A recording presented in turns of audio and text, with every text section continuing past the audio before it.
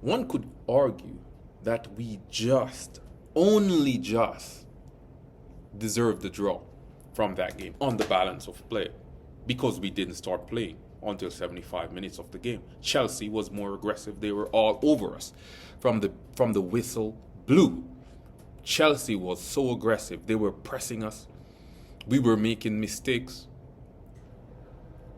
We weren't under pressure. We were making mistakes. They were in our faces. They were playing like the home team. Right? They were so aggressive, and kudos to them. Kudos to them. They're the opponent, but they were doing everything right. Raheem Sterling was playing so well. Shout out to Raheem Sterling.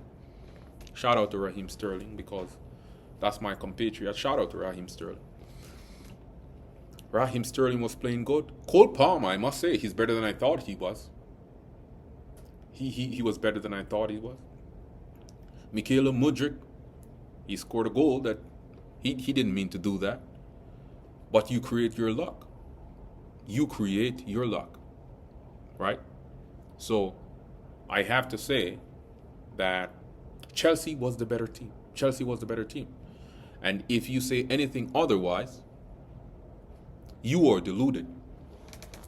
You weren't watching that game. You were watching something else. Right? So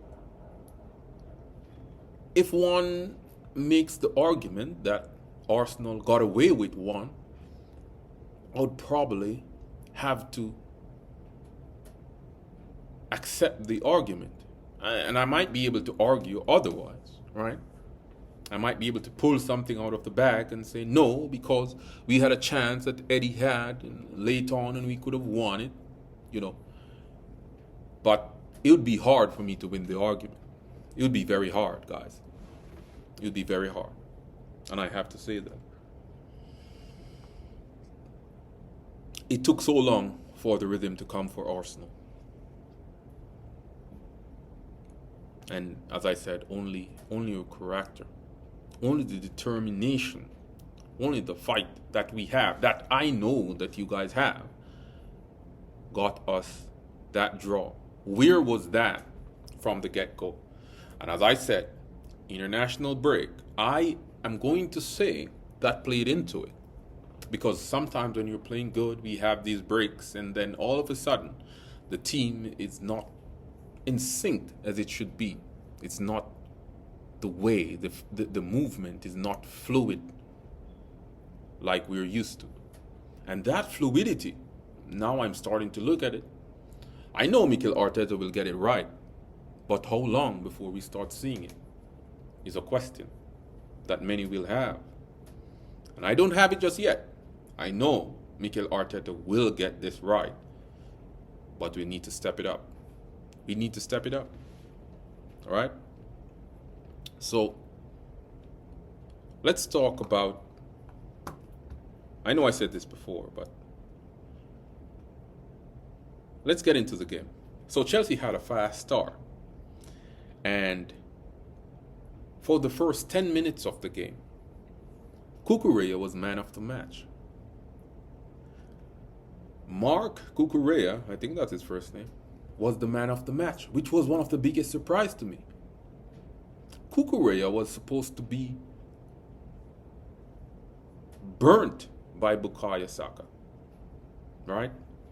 And Cucurella was very aggressive. He was not giving Saka any space. Now let's pause there to talk about Saka for a little bit.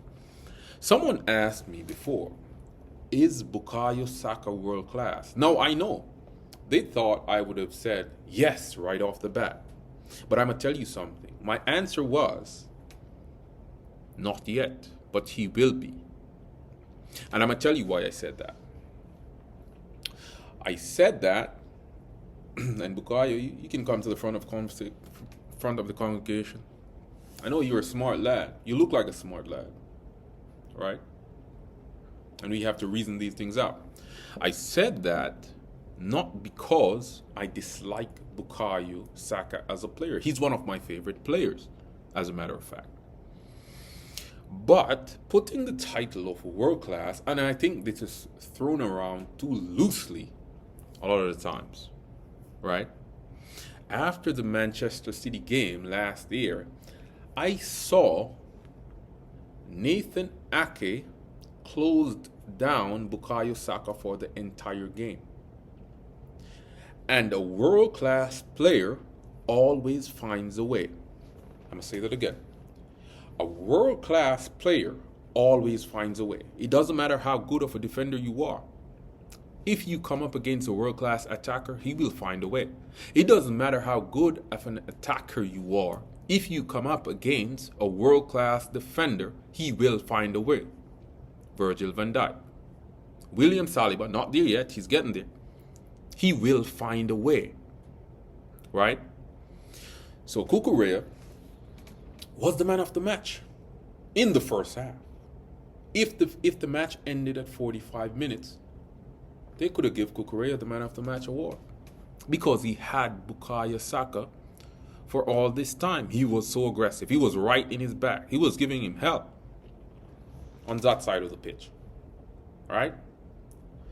But, and this is where the coin flipped, in the second half, Saka, and this is where the world-class notion of Saka and the idea of him being world-class comes to the forefront. Because Bukayo Saka did something that I did not see against Nathan Ake. He worked him out. He said, okay, you had me for the first half, but the second half, I got something for you. And Cucurella was not comfortable in the second half. Bukayo Saka was running rings. He was ready. He went inside the changing room and he said, okay, let's go. And that is where the notion of Bukayo Saka as a world-class player comes to the forefront. And I think he's very, very close to get there. So, big up Bukayo Saka. I know you'll get there. I know you'll get there, my boy. I know you'll get there. The star boy will get there. Right? Some people don't want to admit it, but it's inevitable. It's inevitable. And in the end, he had an assist. I wouldn't say that Bukayo Saka had a good game overall. I wouldn't say anyone at all on the Arsenal team had a good game. Right? And I have to say that because I think the substitutes were probably some of the best players on the field. And they were substitutes. So that's why I cannot say anyone in the starting 11. I cannot remember off the top of my head now. But I don't think any of our guys had a good game. Excuse me. Right? So Chelsea had a fast start. They were aggressive. Right? And then out of that aggression and that constant attack, here comes the penalty.